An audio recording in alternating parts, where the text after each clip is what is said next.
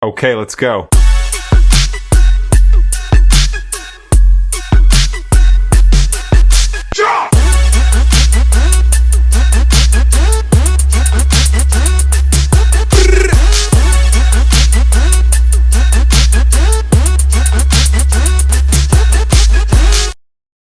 Je voulais démarrer en vous faisant une petite interrogation.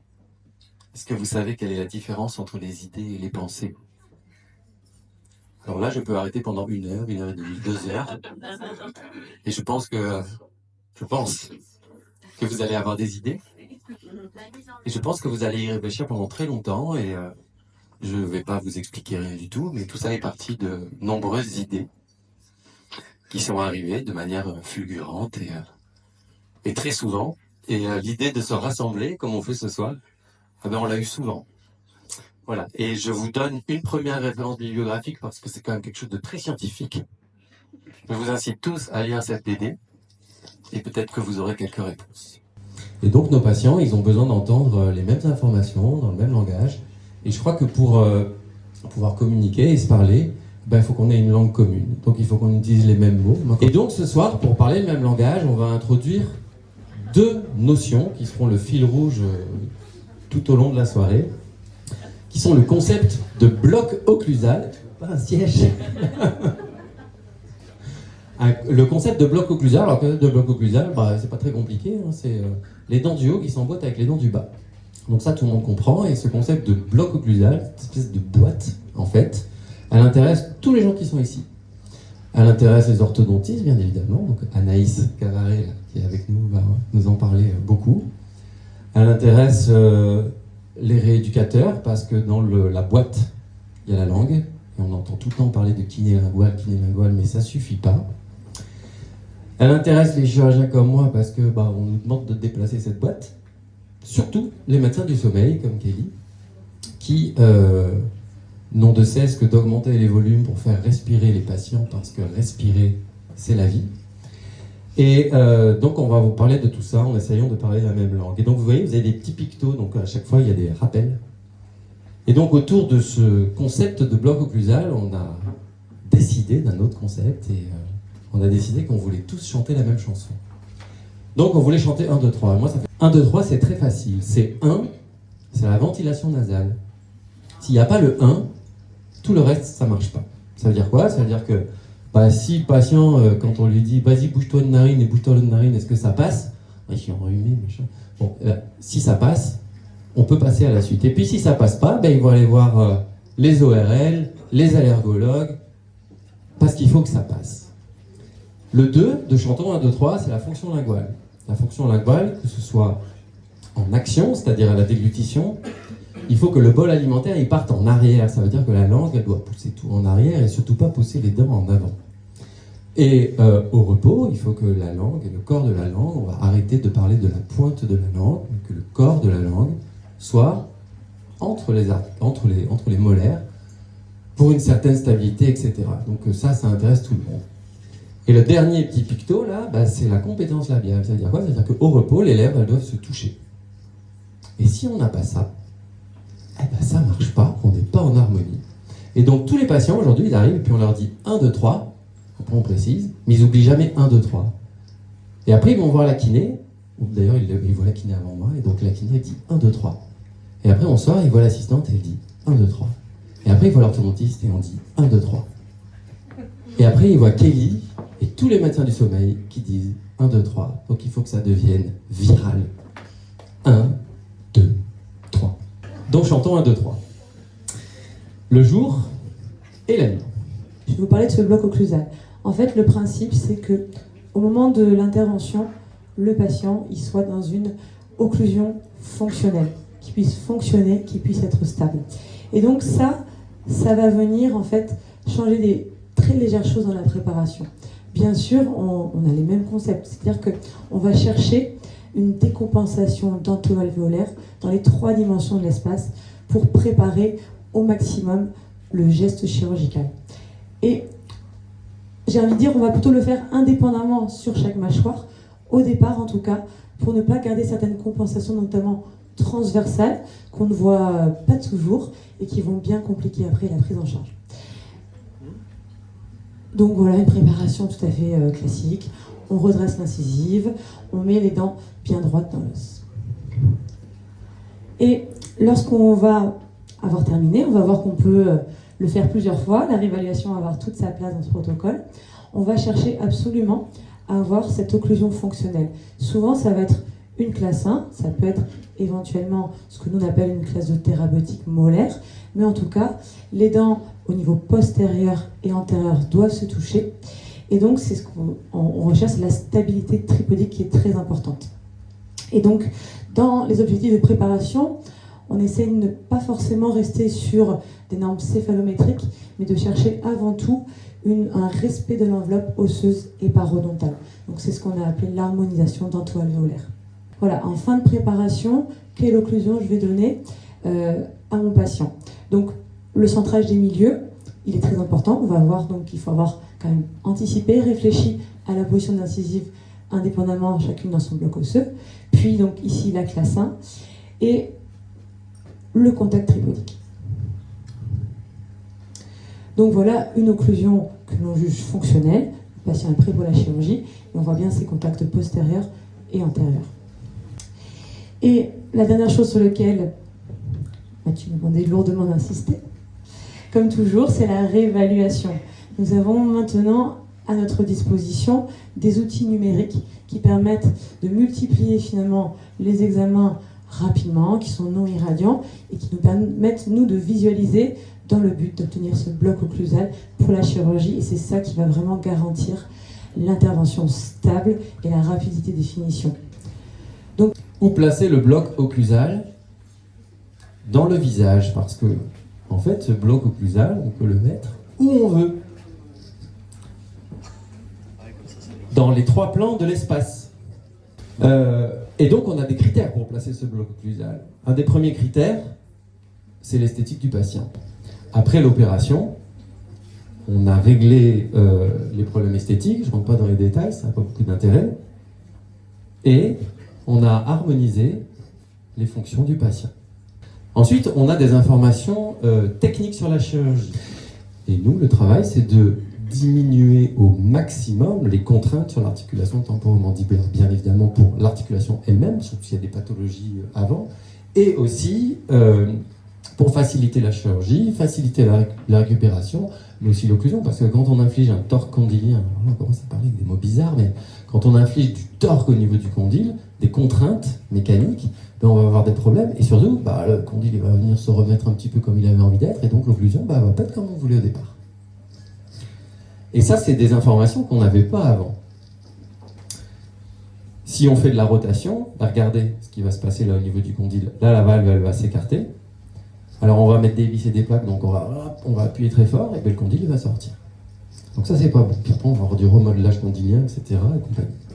Et puis, si on fait de la rotation et de l'avancée, alors là, c'est pire du pire, c'est que là, on va infliger au condyle des forces qui sont inacceptables.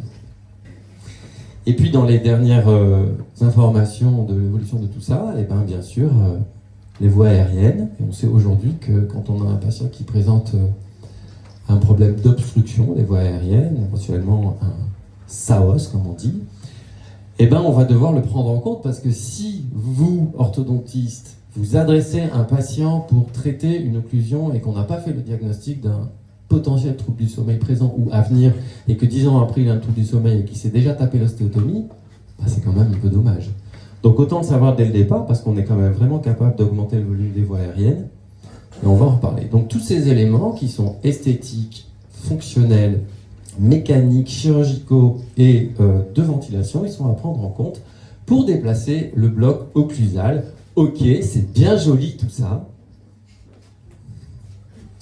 mais on va vous parler un peu de sommeil. C'est Kelly qui va venir vous parler de la suite. Mais moi, je voulais juste vous dire que dans ma patientèle et dans la vôtre, il y a 2 types de patients. Moi, j'ai les patients du jour et les patients de la nuit. Il y a les patients ortho, c'est-à-dire c'est les patients adressés par les orthodontistes. Au début de mon activité, j'avais que ça. Maintenant, ça a changé.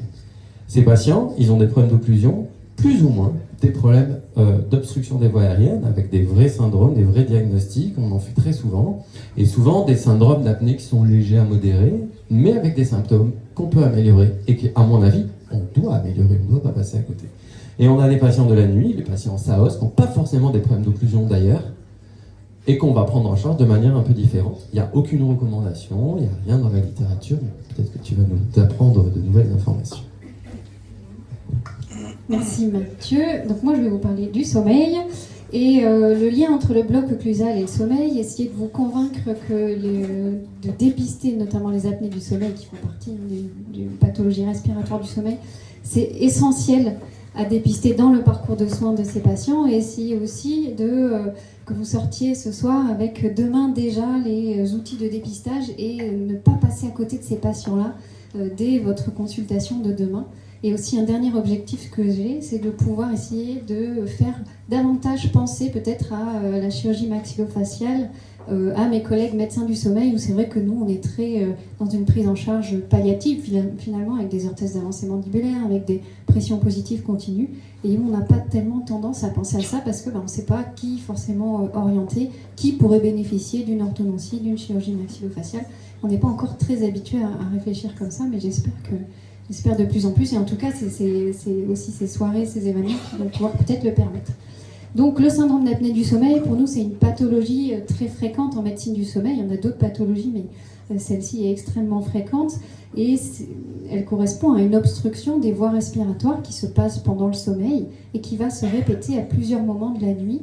Et c'est là où ça va devenir problématique. Quand 1, 2, 3 apnées du sommeil dans la nuit ne va pas avoir de conséquences, c'est leur répétition au fur et à mesure de la nuit qui va avoir des conséquences, puisqu'on va observer, si on fait un enregistrement du sommeil, de nombreux arrêts respiratoires jusqu'à 30, 40, 50, 60 par heure de sommeil.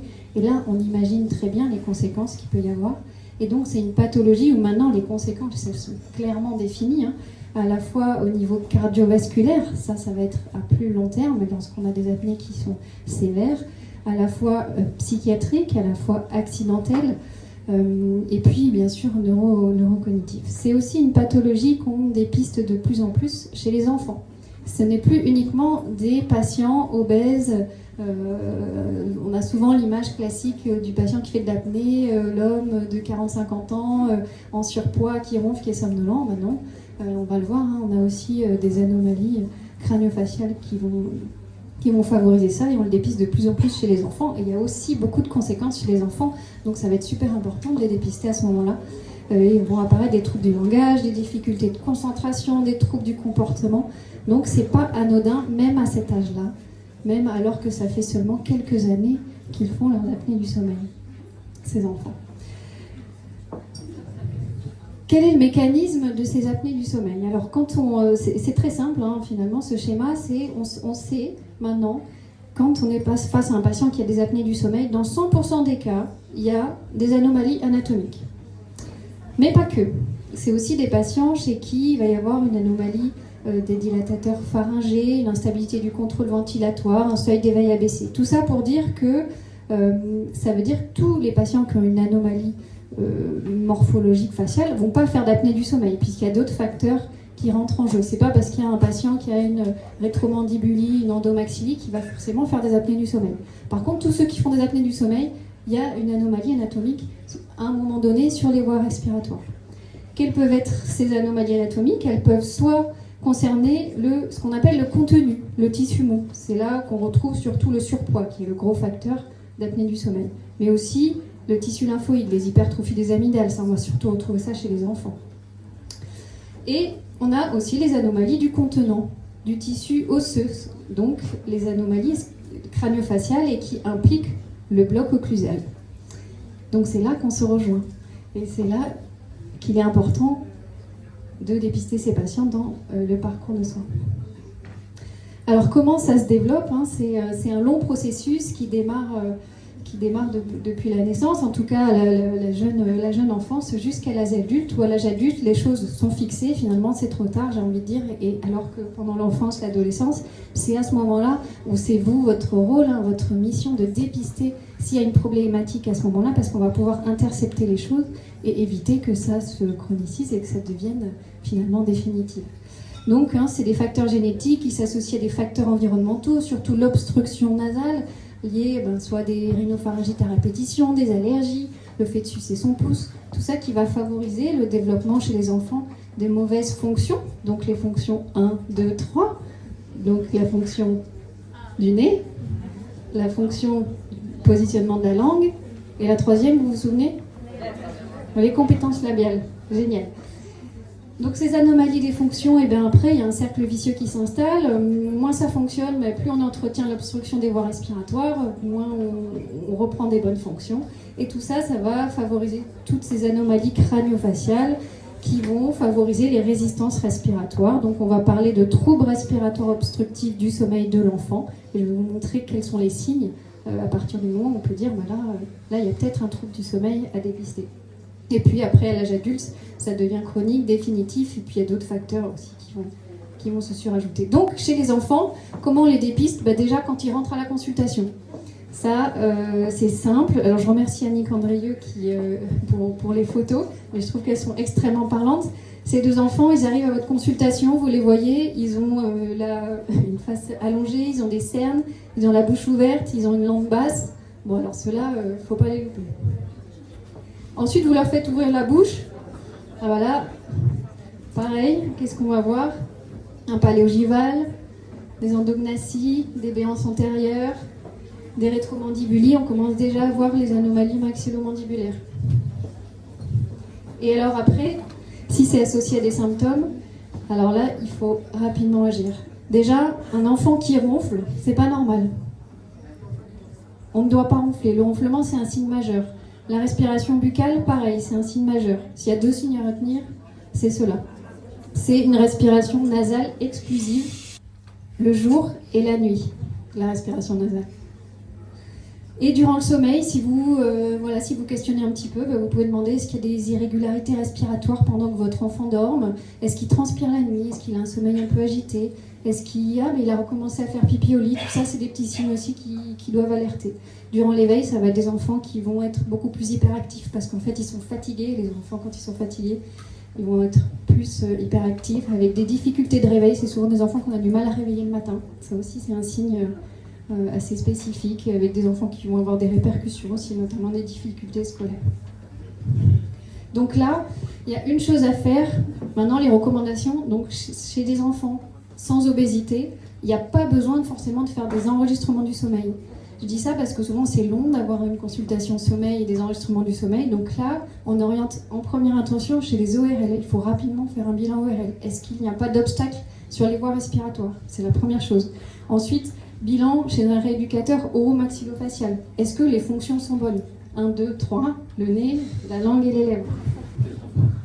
Donc deuxième consultation primordiale. Et ça peut aller beaucoup plus vite qu'avoir une évaluation d'un médecin du sommeil qui va arriver plutôt en deuxième intention si malgré tout ça, les choses persistent et ne s'améliorent pas.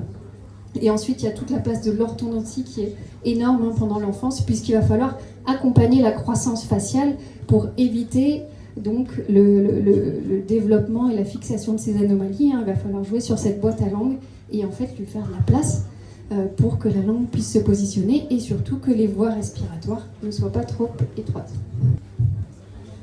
Et chez l'adulte, on va retrouver les mêmes anomalies qui doivent vous alerter, les rétromandibulies, les rétrognathies, l'endomaxillie, donc tout ce qui concerne le contenant, tout ce qui concerne le contenu, on en a parlé tout à l'heure. La macroglossie, c'est plutôt rare, c'est plutôt finalement des petites boîtes, donc des blocs occlusales un peu étroites, dont on discutait tout à l'heure. Et puis dès que vous avez un adulte qui a une obstruction nasale chronique, qui respire par la bouche, tout ça aussi c'est des signes qui alertent. Une rétromandibulie, pour ceux qui ne sont pas habitués, je pense aux médecins du sommeil, on n'a pas l'habitude de les dépister. Une rétromaxillie ou une birétrusion. Et quand vous avez ça, ces anomalies morphologiques, il faut rechercher ça. Et si vous avez le combo des anomalies plus des symptômes, et bien alors là, il faut nous les envoyer.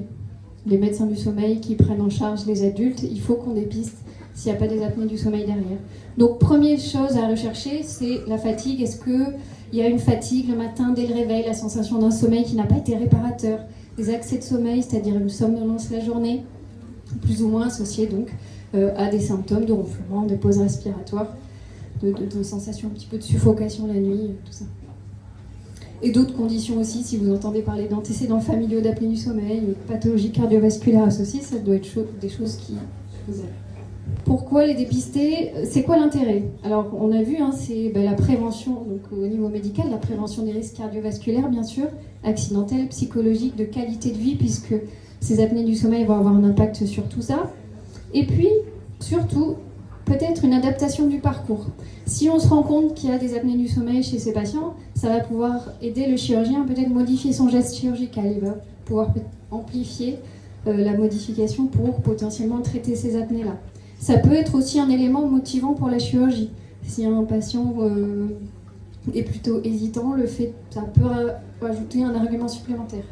Et enfin, ça permet aussi de proposer d'autres alternatives thérapeutiques. Si une chirurgie est prévue 2 ans après, mais que vous laissez votre patient fatigué, crevé, somnolent toute la journée, maintenant on peut peut-être essayer de mettre en place une PPC pendant 1 an et demi et améliorer sa qualité de vie pendant ce temps-là. Et surtout aussi, je pense que ça permet au patient de savoir dans quel état il est quand il ne fait plus d'apnée du sommeil. Donc il a un peu une idée de comment ça va être après. Et puis une évaluation globale aussi médicale de tout son sommeil quand on le suspecte. C'est pour ça qu'on a créé une consultation avec Mathieu depuis 1 an, c'est un peu le début, c'est le lundi après-midi à Bordeaux-Nord, où on propose justement aux patients chez qui vous suspectez ça de pouvoir bénéficier à la fois d'une consultation avec le chirurgien et à la fois un bilan sommeil. Mais c'est pas le seul système, et puis ça se trouve, il y a des patients que vous allez voir, vous n'allez pas les orienter vers la chirurgie, et là, voilà, le pôle du sommeil, c'est à la clinique Bel Air où ils peuvent prendre rendez-vous directement, bien sûr. Mais on n'est pas les seuls, on n'est pas auto-centrés, il y a plein de services du sommeil dans la région, et même autour. Donc nous, on est plutôt Bordeaux-Rive gauche, Bordeaux-Nord, Bel Air. Il y a aussi le service du sommeil à Pellegrin, il y a la clinique du Tondu, Bordeaux-Rive droite, l'hôpital de Libourne, le docteur Sio, un peu plus dans le nord, je le mets parce qu'il n'y a pas beaucoup de médecins du sommeil autour de lui, donc ça peut être intéressant, la clinique d'Arcachon, et puis après plein d'autres, vous pouvez me demander aussi en fonction des régions d'où vous venez. Et donc on a commencé à colliger un peu les patients avec Mathieu. Alors là, on n'a pas énormément de données à vous donner, mais quelques-unes. J'espère que l'année prochaine, on pourra vous faire une petite étude et un retour encore plus qualitatif. Mais pour l'instant, ce sont un peu les premiers patients qu'il y a eu. Vous voyez, une moyenne d'âge de 36 ans environ, qui ont tous eu une bimaxillaire. Ils avaient un index d'apnée en moyenne à 21, réparti à peu près entre 11 et 45 d'apnée. Donc quand on connaît un peu l'index d'apnée du sommeil, on parle d'apnée modérée entre 15 et 30 et sévère à partir de 30. Et après bimaxillaire, on tombe à un index moyen à 6,4 par heure. Alors bien sûr, il y a d'autres paramètres que l'index d'apnée, ça c'est le plus parlant, c'est pour ça que je vous en parle, mais c'est vraiment une petite introduction, donc peut-être qu'on en verra plus l'année prochaine, où on pourra étudier aussi tout ce qui est saturation pendant le sommeil, qualité de sommeil, un petit peu tout ça. Je voulais vous parler de que dit la littérature. Donc ça, c'est aussi notamment pour les médecins du sommeil. Est-ce qu'il y a un intérêt d'envoyer nos patients qui ont de l'apnée du sommeil se faire casser la mâchoire quand même? Parce que quand on leur parle de ça par rapport à une PPC ou une orthèse, ils nous regardent un peu de travers. Ils s'enfuient déjà, donc il faut avoir quand même des arguments, il faut savoir quoi leur dire, quoi leur expliquer. Et alors, qu'est-ce qu'on a dans la littérature? Donc je vous montre 2-3 études juste les plus pertinentes. On n'a pas encore de recommandations, mais bon, il y a déjà quelques éléments de réponse. Ça, c'est une grosse méta-analyse qui a été réalisée en 2016. Vous voyez, sur 45 études, 518 patients qui ont fait un enregistrement du sommeil par polysomnographie et pas uniquement par polygraphie, avant la chirurgie bimaxillaire et après. Ils ont pris ceux qui avaient été opérés uniquement de bimaxillaire ou opération de mandibule ou du maxillaire. Je n'ai pas tous les termes techniques, mais en gros c'est ça. C'est une cohorte donc, qui avait à peu près un IMC à 34, âgée de 45 ans environ. Et le critère de jugement principal, ils regardaient la réduction de l'index d'apnée après chirurgie. Donc dans leur cohorte, ils avaient un index d'apnée initial moyen à 57 par heure, quand même. Et ils obtenaient une moyenne d'index d'apnée après la chirurgie à 9,5 par heure. Soit une diminution de 47 d'index d'apnée. Ok. Si on regarde un petit peu plus en détail, ils ont classé par tranche de sévérité d'apnée du sommeil. Alors qu'est-ce qui est le plus intéressant? Finalement, on voit que ceux qui ont un index d'apnée entre 30 et 60 par heure, il y en a 88% qui arrivent à baisser leur index à moins de 15 par heure. Pourquoi moins de 15? C'est un index le plus significatif puisque en dessous, on parle d'apnée légère, il n'y a plus vraiment de conséquences cliniques ni cardiovasculaires à long terme quand on arrive à avoir un index aussi bas. D'accord ? Donc 88% quand même, 72% pour ceux qui avaient des apnées très sévères de 60 à 90. Donc on a des éléments pour se dire, peut-être ça fonctionne aussi sur la saturation en oxygène, puisqu'on voit clairement des diminutions significatives sur l'index de désaturation, et aussi sur les symptômes. L'ESS, c'est une échelle de somnolence, on voit clairement que ça diminue. On va voir aussi tout à l'heure le cas clinique d'une patiente qui s'est décrit vraiment transformée même au niveau de ses symptômes cliniques diurnes. Okay. Et ce qu'ils identifiaient, c'est que par contre, c'était surtout l'index d'apnée à moins de 60 qui était le facteur prédicteur de succès de la chirurgie. Tu me dis si je suis trop longue, j'ai 2 minutes. Okay. Dans cette méta-analyse, il y avait une seule étude randomisée, contrôlée versus PPC. Alors là, je pense qu'on n'a plus le droit maintenant de faire des études comme ça. C'était en 2010, ils ont pris 50 patients. Ils leur ont dit, ok, vous allez être randomisés soit dans le bras PPC, donc machine, vous dormez avec une machine, soit dans le bras chirurgie. Ils n'avaient pas le choix. Ils ont accepté de participer à l'étude. Donc 25 se sont fait opérer et 25 ont été mis sous PPC. Voilà. Donc en moyenne, ils avaient tous un index d'apnée supérieur à 30. Ils étaient âgés de 33 à 63 ans. Ils avaient un IMC moyen à 32. Donc vous voyez, ça c'est le tableau des résultats. L'index d'apnée, il était en moyenne à 56. Il est passé à 8. L'échelle d'Epworth, qui est l'échelle de somnolence, qui est passée de 11 à 7. Donc on voit des résultats assez spectaculaires quand même. Et surtout pas de différence significative entre l'index d'apnée résiduelle sous machine et ceux qui ont été opérés. Bon, tout ce que je vous dis, bien sûr, il y a beaucoup de limites. À chaque fois, c'est pas forcément les mêmes opérations, c'est pas le même délai de réenregistrement après. Dans la plupart des études, il n'y a pas de groupe contrôle forcément, donc c'est toujours des résultats à prendre avec délicatesse. Mais ça a le mérite de commencer à exister. Et cette dernière étude dont je voulais vous parler, qui montre là juste les facteurs prédicteurs de réussite. Chez quel patient on peut s'attendre à une meilleure réussite que les autres. Ça, c'est super important parce que ça va nous permettre de savoir plutôt quel patient on va envoyer vers la chirurgie. Donc, ce qui est retrouvé, c'est plutôt les patients jeunes, donc l'âge jeune, les femmes, l'absence de surpoids. Donc, bien sûr, ça se comprend puisque le surpoids va favoriser les apnées résiduelles, bien sûr, et le fait d'avoir un index d'apnée initial élevé. Et aussi le fait de faire une propulsion chirurgicale plus importante, mais ça, peut-être que tu pourras en parler après, Mathieu. Et donc, ça a permis de parler de la chirurgie maxillofaciale dans les recommandations de prise en charge des apnées du sommeil européennes, comme indication de la chirurgie d'avancée bimaxillaire comme alternative à la PPC, avec un faible niveau de preuve, mais quand même, sous condition, plutôt entre 18 et 60 ans, et en fonction de la sévérité des apnées, du poids. Bien sûr, ça va servir à rien d'opérer un patient avec une obésité, puisqu'il va pouvoir garder ce facteur de risque d'apnée du sommeil. De l'âge, des considérations esthétiques, en effet, chez quelqu'un qui va avoir beaucoup d'appréhension à la modification de son visage, on va faire attention, je pense qu'il faut faire attention à ce critère-là, et en fonction des considérations d'effets secondaires. Bien sûr, il va falloir qu'on fasse beaucoup d'autres études avant que ça soit dans nos recommandations françaises.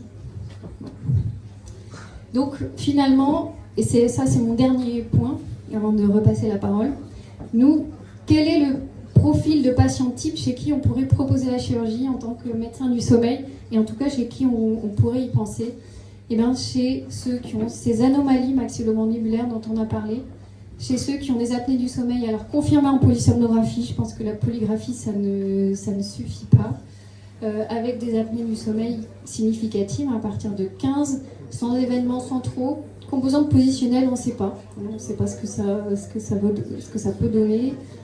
Avec un bénéfice de la PPC, ça je posais la question, je pense que c'est bien d'essayer la PPC chez ces patients-là avant, parce que si bien sûr leur fatigue n'est pas améliorée sous PPC, c'est que ça ne vient pas des apnées du sommeil.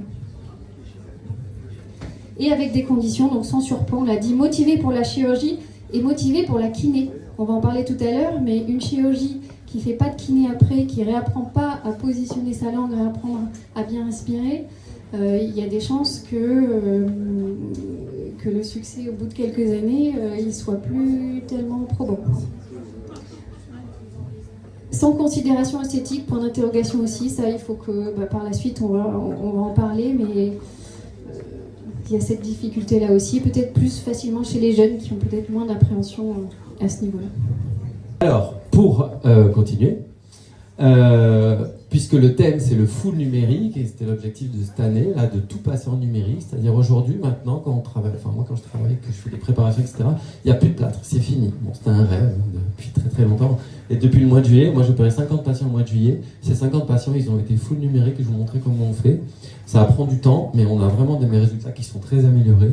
Donc là, on est sur un protocole full numérique, il n'y a plus de modèle physique, pour tout type d'ostéotomie, et même pour l'expansion transversale, ce qu'on n'arrivait pas à faire à Canaïs, c'était notre biais jusqu'à l'année dernière, on disait qu'on ne pouvait pas le faire parce qu'on n'y arrivait pas, et en fait on a trouvé la solution. Parce que c'est un geek. Et du coup maintenant on y arrive, et donc c'est pour ça qu'on peut se permettre de vous présenter ça, parce qu'on a un recul qui est quand même vraiment satisfaisant. Comment ça marche? Donc on a le bloc occlusal, c'est l'objectif. Donc moi, si l'orthodontiste il m'envoie ça dans Communicate, je suis trop content.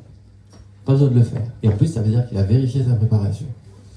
Donc moi, j'adore. Donc on intègre les modèles au squelette pour faire des modèles 3D qu'on peut découper, qu'on peut opérer, on peut simuler en fonction de tous les critères qu'on vous a montrés avant. Et donc vous êtes tous hyper importants dans tout ça. Parce que nous, on a besoin de ces informations pour pouvoir opérer bien les patients et les mettre en harmonie. Quand on a ce modèle, on peut le découper, on peut faire toutes les ostéotomies qu'on veut, on peut modifier les ostéotomies en fonction de, justement, des contraintes, etc. On peut opérer le haut, le bas en premier, en fait on s'en fout de tout ça, le but c'est que ça soit harmonieux à la fin. Donc, objectif bloc occlusal. Avec ce bloc occlusal, qu'est-ce qu'on fait? On coupe, et là, si c'est le bloc occlusal d'Anaïs, moi je regarde même pas, hop, je le mets dedans, et l'ordinateur, tout de suite, il me déplace. Tout de suite, l'ordinateur, il me déplace comme ça. Donc ça, c'est une avancée mandibulaire simple. Alors, c'est coupé, mais vous voyez, le maxillaire, il bouge pas. Par contre, si c'est une ostéotomie bimaxillaire dans le cadre d'un SAOS, j'avance de plus de 1,5 cm. Donc c'est le même patient, vous voyez la différence. Regardez la différence. Là, c'est une avancée mandibulaire, le maxillaire ne bouge pas. Donc vous voyez, petite avancée mandibulaire, une avancée bimaxillaire, vous voyez la différence? C'est le même patient. D'accord? Sauf que, alors, regardez, donc, le pogognon, il a avancé de 14,7 mm, l'épine nasale de 9,3 mm, aucun problème. Alors, le problème, c'est ça. Vous voyez, l'avancée mandibulaire simple de tout à l'heure. Là, il n'y a pas de... C'est pas bimax. Hein. Vous voyez ce que ça fait? Vous voyez ça? Quand on va mettre les vis, ça va faire du torque condylien parce que ça va faire bouger la valve. Et ça, c'est pas possible. Là, les kinés, vous savez, tous en rééducation. Si on fait ça, je sais pas s'il y a encore de la batterie. Ça va pas très bien marcher. Et regardez, ça, c'est une bimax dans le cadre du SAOS. Regardez l'interférence. Et je peux la corriger. Je peux repositionner mes angles, je peux tout décider à l'avance pour que le résultat il soit joli, il soit fonctionnel, sans abîmer les condyles, et en augmentant le volume, parce que c'est ce qu'on veut. Alors en plus c'est trop bien parce qu'on peut fabriquer des gouttières en numérique, on peut les imprimer. Ça permet de les opérer et de reproduire exactement ce qu'on a prévu. Moi, je vais être très rapide parce qu'on arrive à la fin de cette présentation. C'est juste pour revenir encore à travers la clinique sur les enseignements finalement. Les enseignements, mais ça va être déjà de ne pas oublier de réfléchir avant de commencer le traitement. Bientôt, on l'espère, c'est d'avoir finalement une vision tridimensionnelle avec un cone-beam préparatoire au début du traitement qui va être matché avec le setup. Ça, c'est vraiment un grand objectif. Mais même avec des documents qui vont être traditionnels, et là, c'est notre tambour d'orthodontiste. Elle n'a pas changé. Donc, certes, ici, on a une full classe 2, importante, mais on a aussi une endoglacie, donc il faut faire une décompensation transversale. On a aussi une disharmonie dentomaxillaire, donc un encombrement. Donc, ça n'empêche pas, finalement, les extractions, la biomécanique orthodontique, et de réfléchir où je vais déplacer mes dents. Donc ça n'a pas changé. Par contre, l'enseignement, c'est, finalement, on a tellement une bonne stabilité au cours de la chirurgie, et par l'évitement de ces interférences osseuses, c'est pas l'obligé de surcorriger, ou de se corriger surtout pas, puisque derrière, à travers ce protocole, on sait que l'occlusion que... Oui, ça marche. Merci. Bah non, ça ne marche pas. Toujours pas, je vais le garder là, c'est jamais. À travers finalement cette simulation digitale, je sais que cette occlusion que j'ai transmise à Mathieu, c'est celle que je veux obtenir. Et donc, on avait commencé des études d'abord à petite échelle pour voir la précision qui est de moins d'1 millimètre. Et donc là, le projet, c'est avec toutes ces données, toute cette data qu'on a pu acquérir, surtout toi et Dorine cet été, c'est une étude plus large qu'on va présenter donc, au mois de novembre. Et donc, finition accélérée derrière. Et surtout, moi, ce que ça m'a apporté, c'est vraiment ces interférences osseuses, ce conflit de valves. C'est quelque chose qu'avant la simulation chirurgicale numérique, on ne savait pas voir. Je pense que je n'avais jamais entendu parler, et Mathieu, tu as fait ta thèse dessus, mais je n'en avais pas conscience. Donc finalement, sur un cas qui à la base était très simple, un adolescent en fin de croissance, la préparation, on peut dire, est quasiment faite, c'est une avancée mandibulaire simple. Le jour où je transmets mon occlusion, je suis plutôt contente de moi, je pense que c'est bon. Mais là, on le voit en bas, ce conflit de valve, on voit un petit peu mieux. Mathieu me dit non, là, c'est pas possible, parce qu'il va y avoir des douleurs, il y a un risque, bon, de pas de kit, ça c'est vraiment dans les cas extrêmes, mais de problème d'ATM qui n'a pas actuellement ce jeune homme. Donc, tu vas plutôt l'opérer comme ça. Ah, ça m'arrange pas. Mais finalement, maintenant, quand je fais mon plan de traitement, et ce qui m'intéresse, finalement, c'est d'avoir ce bloc occlusal, mais de ne pas rester sur une chirurgie, parce que la chirurgie, c'est grâce à la visualisation qu'on va finalement la décider. Et la fin de traitement.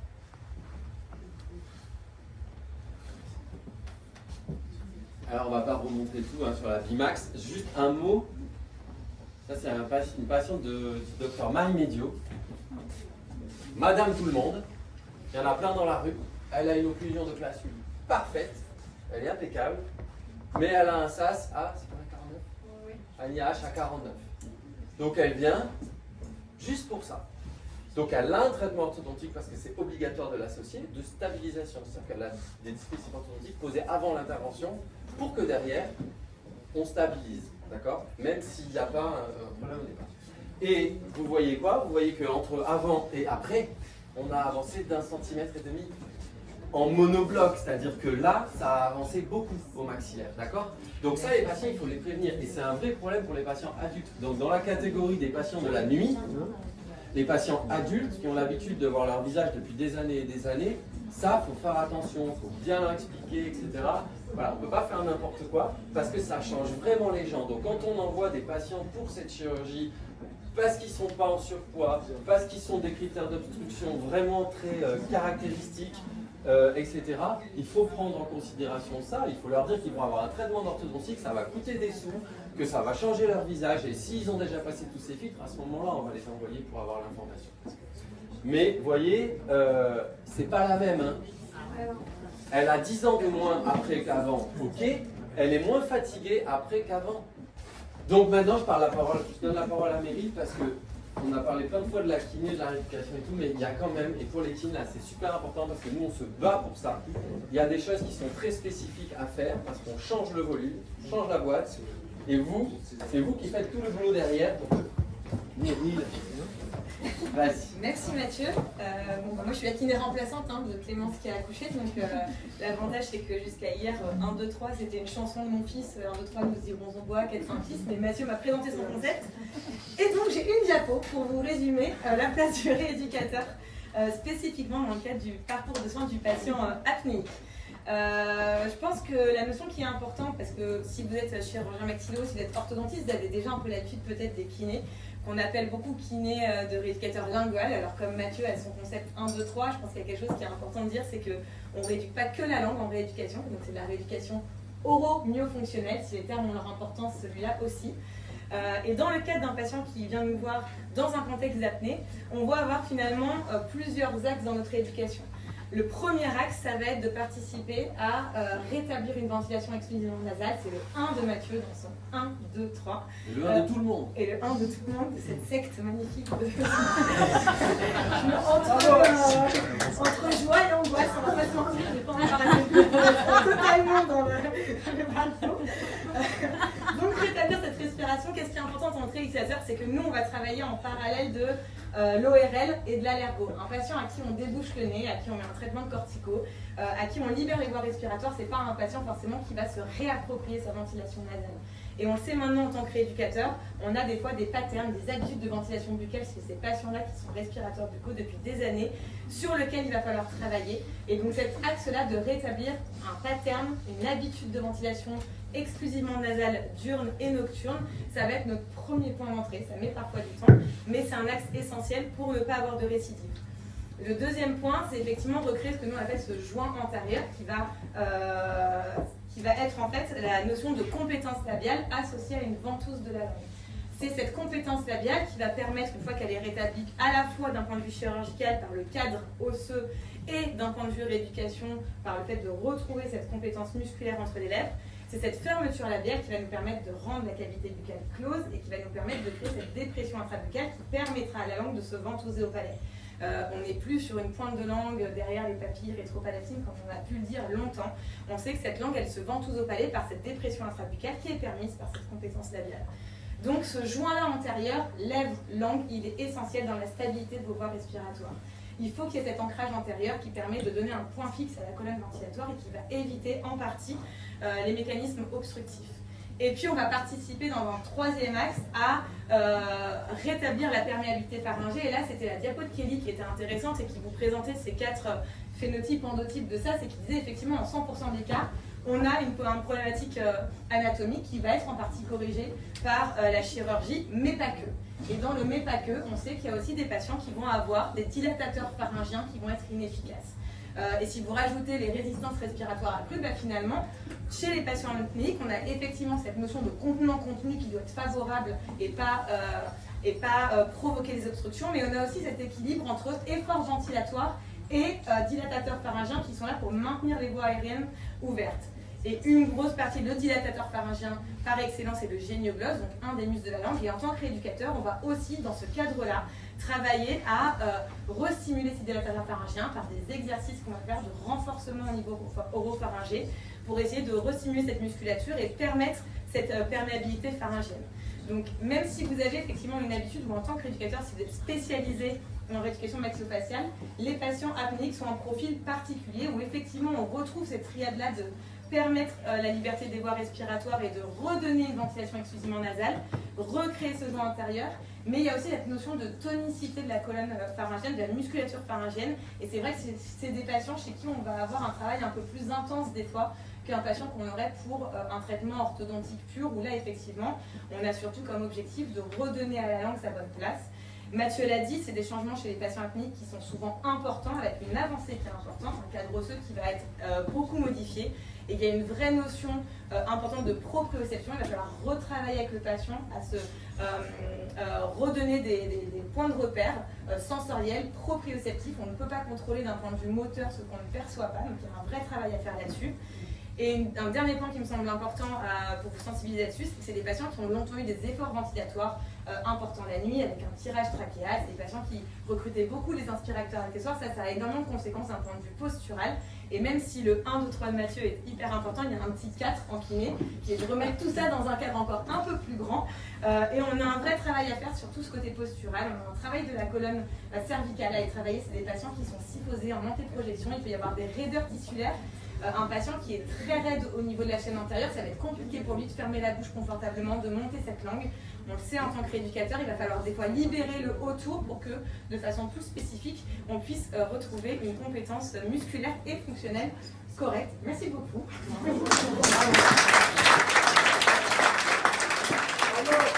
On va laisser parler le patient. Alors, juste, cette patiente, vous avez les photos avant l'intervention. On n'a pas mis les avant-après, tout ça, etc. Mais bon, on voit elle est un peu rétro. Vous voyez le menton qui se contracte. Ça, c'est une incompétence labiale. La Beryl, elle vous l'a hyper bien expliqué, comme personne ne vous le fera jamais. La compétence labiale, c'est hyper important. S'ils ont pas ça la nuit, ils ouvrent la bouche parce qu'ils sont en hypotonie. Et le 1, 2, 3, ça marche pas. Et si le 1, 2, 3, il marche pas, tout le reste, il marche pas. Alors, on peut pas les opérer si ça marche pas. Bonjour. On se revoit 3 mois après votre chirurgie maxillofaciale qui s'est bien passée. Vous, comment vous vous sentez 3 mois après au niveau du sommeil, de la respiration Eh bien, super bien. En direct post-op, peut-être pas les 2-3 premiers jours, mais direct post-op, malgré les positions qui n'est pas la même d'habitude pour dormir, j'ai un sommeil beaucoup plus réparateur. D'accord. Je ronflais pas, mais encore moins maintenant. D'accord. Je respire bien et je dors super bien. Quoi. Donc, bien meilleure qualité de sommeil. Bien meilleure qualité de Que vous sommeil. ressentez dès le réveil le matin. Dès le réveil le matin et dans la journée, je suis beaucoup moins fatiguée. Ah oui. Aussi. Ouais. D'accord, oui, donc dans votre discours, on sent que c'est très net en fait. Oui, vraiment. Vraiment. Dès que je suis rentrée à la maison, en post-op, j'ai pu redormir super bien. Quoi. D'accord. Et ça a des répercussions dans votre quotidien, peut-être professionnellement ou Ouais, j'ai personnellement? plus d'énergie. J'ai plus vachement de temps à faire les siestes. Quoi. Ouais. Bon, bah merci. Merci à vous.